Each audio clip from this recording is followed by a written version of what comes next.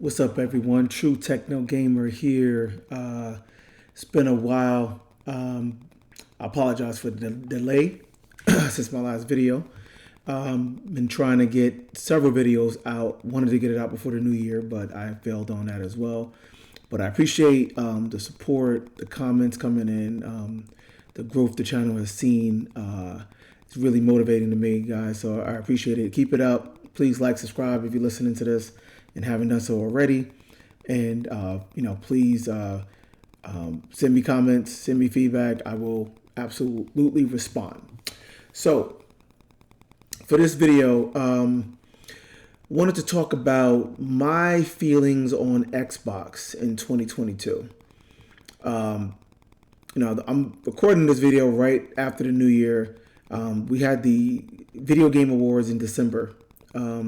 And there was a lot of talk about how Xbox did not have, really much of a presence at all at the Game Awards. Didn't have any new trailers for games that we knew about. No real new announcements of new games or, anything. Phil Spencer, head of Xbox, was there in attendance. But there was really nothing from Xbox. PlayStation had several trailers, several announcements, new content coming, things like Horizon Forbidden West DLC, stuff like that. There was a bunch of trailers for some Nintendo Switch games as well and stuff like that. I mean, everyone had somewhat of a presence there, but Xbox was MIA. And a lot of people were expressing their disappointment. Another year, 2022 was kind of a very, very quiet year, and there's been a number of those in the past decade, to be honest. So many years of, where are the Xbox exclusives? Where's something to get excited about? Where's the new content? And it hasn't been there for a while now. Every year, the next year is going to be the coming out party. The next year is going to be the big year for Xbox. And we just haven't seen it from a content standpoint, right?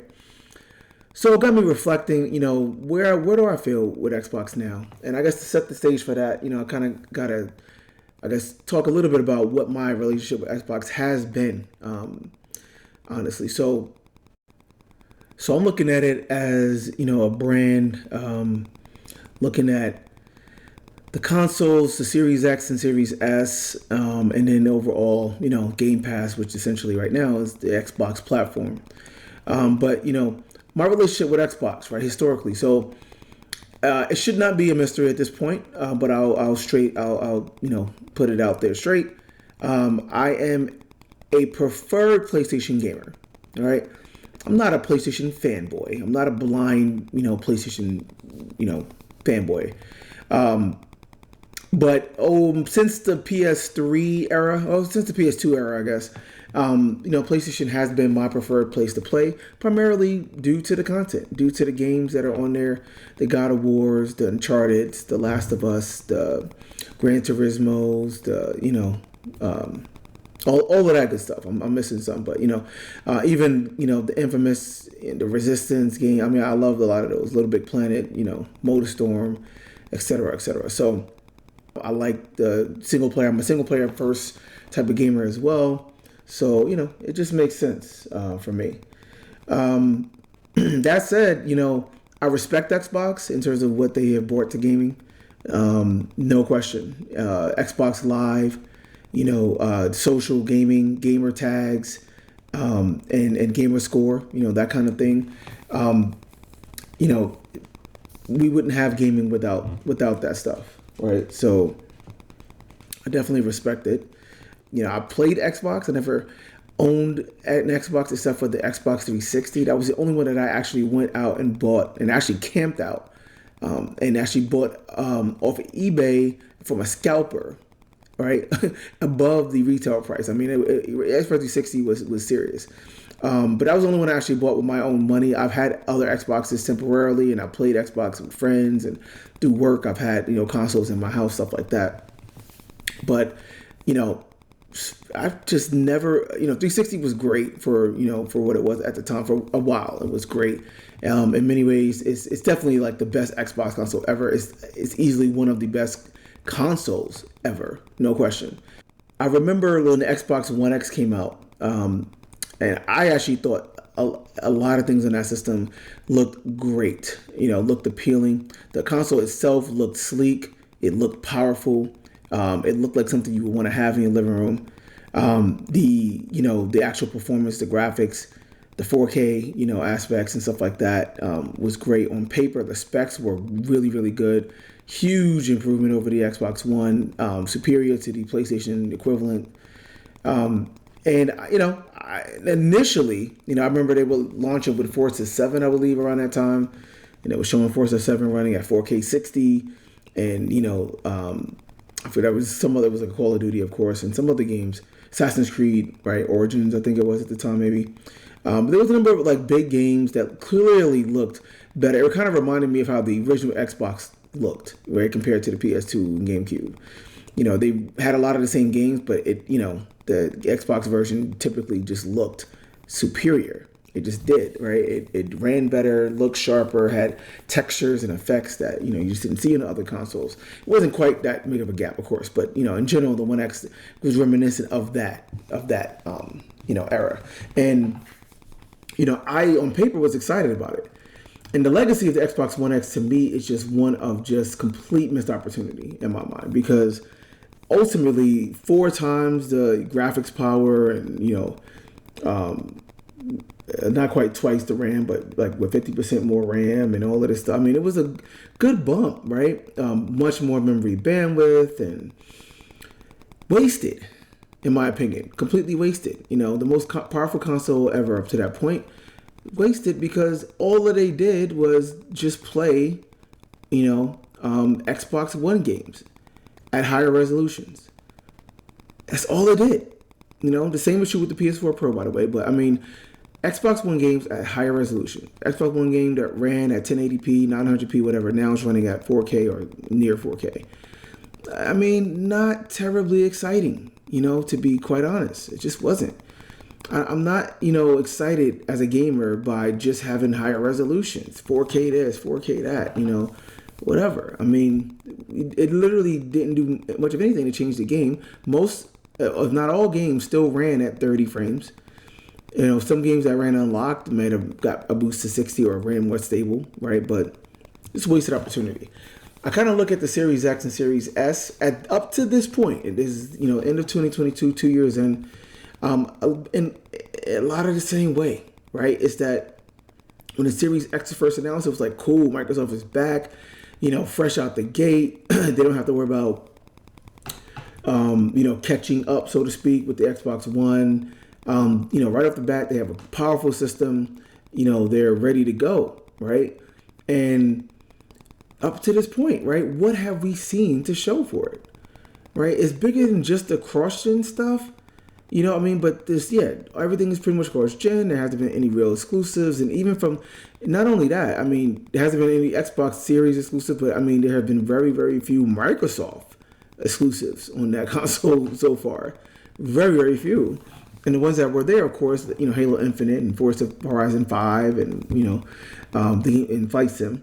Games like that. Flight Sim is an exception, of course, not cross-gen. But most of the other ones have been cross-gen, right? So we haven't really seen what the Series X is about. And I'm afraid that we may not see what the Series X can really do. Just like we didn't see what the Xbox One X could really do. Right? We don't have any concept of what a developer could really do if they just focused in on the Xbox One X and utilize that 6 teraflops of GPU power in that box the way it was. We don't know, right? And we're 2 years in, and it shouldn't be, we're still fairly young in the generation, to be honest. There's a general sentiment that we haven't seen what these boxes can do, including the PS5, right? But I'm just afraid that we might not, because Xbox has a strategy where even the exclusive games are going to be on PC and also having to contend with 2 consoles that have very different power envelopes, right? So, making an exclusive game has to run on PC, meaning it has to run on a whole bunch of, wide configuration. You just can't go in and code to that particular fixed box and maximize it and make it sing, which is the real beauty of consoles historically, right? That's where we see and saw some of the best stuff come out of the consoles. Gears of War, the original Gears of War, and Halo, right? 1, 2, and 3, especially. Those kind of games, and of course, on the PlayStation side as well, right? The God of Wars that came out, the original God of War came out pretty late in the PS2 cycle, right? And looked like something amazing. But just seeing the stuff that you're just like, whoa, how did they do that, right? Really pushing the hardware. Fundamentally, you can't do that in the same way on a PC. Because when you make a PC game, you have so many configurations and such a wide range of hardware to account for.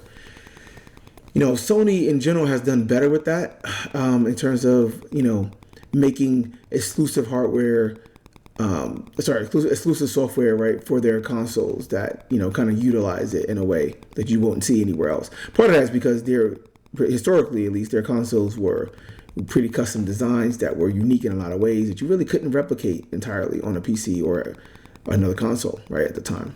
Not so much the case as, now in the era of, consoles being x86 and basically using PC off-the-shelf parts for the most part. But, you still wanted to see that. Even looking at something like Rise, I remember when, Xbox One launched, that looked amazing. And Forza 6 at the time, that looked amazing. We saw games like Dead Rising come out from Capcom, on a console, on the Xbox, stuff like that. I mean, I miss those days. Now, at least Sony can say they have a handful of games, many of which obviously have now pushing to PC, but they've had a handful of games that, not necessarily show obviously all the glory of the PS5, but you clearly can see that there was a PS5 difference, a PS5 effect, legitimately so. If not for, an actual PS5 exclusive like Returnal was, even though it's coming to PC now, of course. But Returnal was, or Demon Souls, which I suspect probably will come to PC as well. But, even games like the Spider-Man Remastered Miles Morales, Gran Turismo 7, and Horizon Forbidden West, which are some of the, best-looking games out there, period. When they initially came out on PlayStation, you definitely got the feel that they were way above the PS4, and there was a PS5 effect there. We don't have even much of that other than, again, like FPS boost, and just quick resume being part of the OS for Xbox Series. There's a lot of games, that have Xbox, 1X, basically with 60 frames per second, which is still, pretty good. No question. But I mean, that's not what the Series X is about. That's not really what that 12 teraflop system can really do. Something that's really, really pushing it, really, really making it sing, except for all of these remasters and ports and just next-gen updates. No. I hope that changes. I think that will change. Obviously, there'll be a ton of third-party stuff that will show by that. But first-party, hopefully they do come out and push because, we want to see that. I don't want to see the series become another repeat of the 1X, but again, I'm afraid that might be the case. And the reality is, all this potential, but it's basically just, again, the PC model. I've described this before, that it's just accelerating, older games or games that are really under the spec of the hardware, and just accelerating them. Higher resolution, faster frame rates, but fundamentally the same kind of older designs, right? Not that interesting to me, not really what consoles historically have been about. And hopefully that doesn't happen. Microsoft has taken a strategy of buying out a ton of studios instead of trying to build up their studios. That makes sense in a way, just because I in 2022, now, period, it's just so hard. It'll be so hard to build up a new studio from the ground up. It's just hard, right? It's just a lot that goes into making a game and building up a studio. It takes a lot of time, a lot of money. So in a way, I kind of get that. If you're Microsoft, you got the funds, you got the money. But yeah, they're just gobbling up as much as they can and saying, hey, yep, make your games and, make it on Xbox only or something. In some cases, at least, right? Not all. But, that strategy isn't generally something that, appeals to me. Isn't genuinely something that, I think that they're going to win the console war if they care about that, which I don't really think they do. Because clearly what they really care about is Game Pass on everything, right? That's really what it's all about. And, there was talk about how their subscriptions targets did not get met this year, which is interesting. why are people not getting Game Pass, more? Like, why wouldn't you get it, right?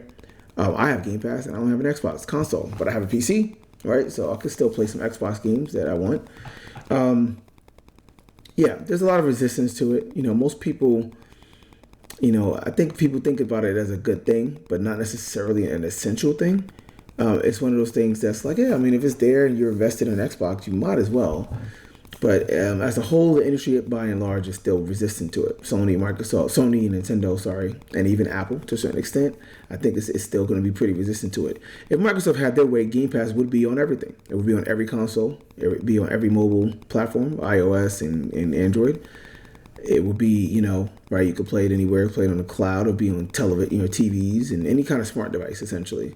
That's their strategy. That's their goal, to get everyone out there that has a computing device that can play a game, playing Xbox games, though, right? It makes sense from a business standpoint. It's not terribly interesting or compelling as a gamer, right? And as an Xbox fan, in terms of what Xbox has historically meant, right? The platform that gave us the Halos and, which was, crazy back in the day. Because, yeah, the content, and if you're doing that and spreading it out on everything, it's going to be somewhat watered down. It has to be, in order to be compatible with, all these different platforms and configurations. Work in the cloud, work on mobile, and somehow work on these different controller interfaces as well. It's not an easy task, an easy thing to do. And I think they realize that, but, just give us something that, works well on that fixed box, with the controller right in hand. And yeah, hopefully they're doing that. I think they are. Every year we say that, right? But I mean, they obviously have a ton of games and a ton of studios working on things. 2023, will we start to see the fruits of the labors for the last few years? Hopefully so. I think so. There's obviously some big games coming and some games that should push the visual envelope. I think that hopefully 2023 we'll start to see some games that kind of, say, whoa, that's what Series X is about and can do, right? Obviously, you got the big ones, Starfield and Redfall from Bethesda. Neither one of those games are really about pushing technology, though. Let's be clear about that. But, still should be, pretty cool games for sure. Pretty big games for the year. And, yeah, they'll have some cool tech. Redfall, is supposed to have some, some RT stuff in there and stuff like that. So we'll see. Hellblade 2, we haven't heard of that in a while now, actually since the Game Awards in 2021, but that should be a game that is really pushing things, kind of state-of-the-art visuals, storytelling, that kind of thing. Yeah, other than Hellblade 2, we got Forza Motorsport, which looks cool. It's supposed to be current gen only, pushing ray tracing during gameplay races, even though they mentioned that and they showed that for PC. I think they said it for Xbox Series, but we haven't seen it yet. So we'll see what that actually looks like on the console side especially. But the game in general, it's a racing game that's going to be really trying to push the prettiness of racing. And, should do that. We don't know exactly when it's coming out, but it should be out this year, 2023. Gear 6, we haven't seen anything concrete on it. We know that, the Coalition is working on it, of course. No question. That's going to be like a UE5 flagship type title. That's going to be one of those games that is clearly going to be like, okay, wow, finally, next gen has arrived, right? And then, yeah, we'll see what the Series X can do. It'll be pushing it, even though, of course, the game is fundamentally going to be designed around PC, at different levels of PC. Series X kind of fits somewhere in there in the middle, probably. But that's going to be a big one. For sure. That's going to be a visual showcase. So, we don't know about Gear 6. I don't think Gear 6 is coming out in 2023. Possibly, though. You never know. They might come in, announce it, and say, yep, here it is. We've been working on it, and it'll be out in 6 months. It'll be about the end of the year. I doubt it. I think it's a 2024 title. But just saying, Hellblade 2, Forza Motorsport, and Gear 6 are definitely some games that I think will set the graphics world ablaze when they come out. Will be some showpiece titles for the series consoles, and just be great titles to push on your PC as well, of course. There's also the new id game. We don't know what that is yet, but if it's another Doom or if it's another Quake or whatever it is, it is always going to have great engines pushing technology. with great performance. I mean, again, should be a showpiece. And now that technically would be a Xbox studio game, it's pretty interesting. But yeah, that should be something to really see, some nice stuff on the series consoles. This Indiana Jones game that's coming out from Machine Games. We don't know. We haven't seen anything about it. Don't know what to expect from it. But yeah, it could also be, something pushing. It's going to be. It should. All of these games should be current gen only. By the way, so of course, Microsoft has Perfect Dark and Fabled and Avowed. Kind of somewhere floating around the ethers. We haven't seen or heard from them in a while. I don't think any one of those are going to be 2023 titles, but just put it out there. So yeah, and then of course, if the Activision deal goes through, potentially. Xbox will kind of own, and we'll see a lot of those franchises on there. At least they'll be on GamePass. Games like Diablo and Call of Duty, of course, and stuff like that. But we'll see how that goes. So, my fear is that by the time a lot of these games come out, though, Series X will be 3-4 years old, right? Probably by that point. This year will be 3 years. Next year will be 4 years, right? And at that point, honestly, the PS5, Series X consoles, I think 2023 needs to be their year. This should be the peak, so to speak, for them, even though, it's going to have a very narrow peak in both cases because, the first 2 years were so slow in a way. But this year should be the peak. And Series X is going to be kind of looked at as old technology, by the time it's 4 years old. By the time we get to the fall 2024, are you kidding me? That's the year that we probably will see the next generation GPUs. Post ADA, RDNA 4, I guess. The current GPUs are already on the order of 4x, 4 to 6x, what the consoles are. The current top of the line, right? I mean, they've jumped. They literally have jumped ahead. So, by then, the next generation, we're literally looking at already probably somewhere in the order of 6 to 8X. That's the whole generational gap for real. In terms of the power gap. That's where the pro consoles will come in and help. They should, but it's still we still don't obviously know. But I suspect that we'll see them in 2024-ish time frame as well. So that'll help give the consoles a bit of a boost. But yeah, I mean, I think that when we do see not that first batch, not Hellblade and Forza Gears. They've been working on Series X and pretty much from the beginning.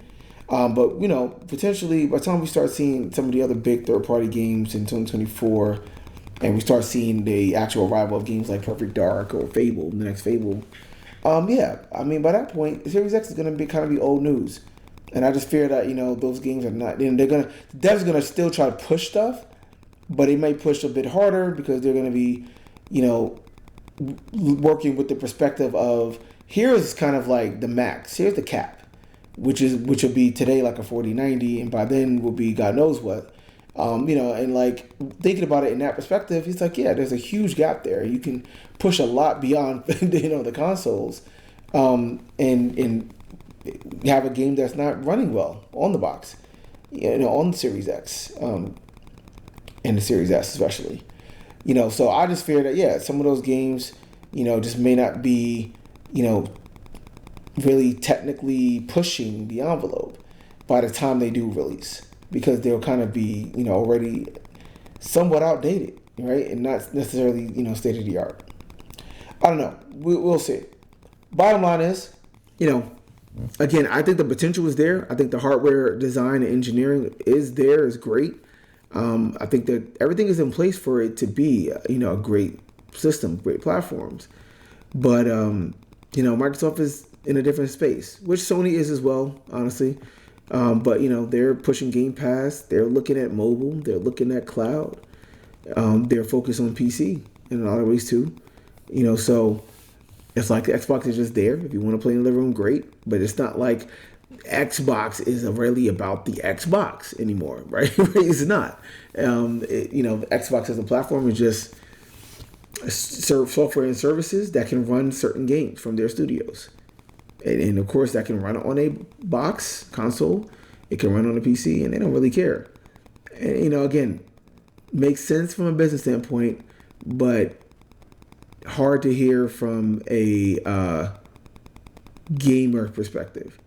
In a lot of ways, it just seems like the glory days of Xbox and the real height of Xbox when people were feverish over, Gears and Halo and Fable and stuff like that.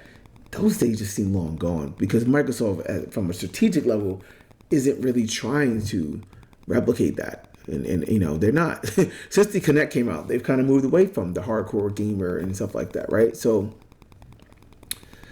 yeah, I mean, personally, I don't feel compelled or like I'm missing anything for sure, to get a series console myself. And I wouldn't, my advice to the people when they ask me is like, again, the console itself is great. It's fine. If you just want to play, in whatever games and you're purely a console gamer, you want to just play whatever games in the best quality possible, the Series X is definitely a good way to do that. So I wouldn't necessarily discourage anyone from getting it, especially if they're coming from like an Xbox, ecosystem or Xbox One platform. But is it necessary?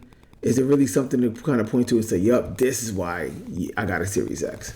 No, right? I mean, it's just not. It's not. There's no Sonic Adventure or NFL 2K like Dreamcast had. There's no, Ridge Racer, right? Or Tekken, that PlayStation have had at launch at times and whatever. I mean, yeah, it's just not that to me. I mean, let me know if you think I'm wrong. But that's the sentiment I've seen. I've seen it, even a lot of people that have gotten Xbox or was the Xbox fans. It's kind of like, yeah, I got it, but it's great for what it is. If you play, want to just play the games, the Xbox games, cross-gen games, or whatever. But it doesn't have. It's missing that like specialness that you felt when you were playing 360 in the early days, first few years, right? Or even the original Xbox for the first few years, right? So hopefully things improve. But that's kind of where I'm at with Xbox in 2022. Where are you at with Xbox in 2022? Are you excited about 2023? Are you regretting your purchase? Are you good and just not even looking to get a series console right now? Let me know in the comments. I'm really am curious to hear your thoughts and feedback. But till next video, guys, appreciate the support. Thanks for listening. Talk to you soon.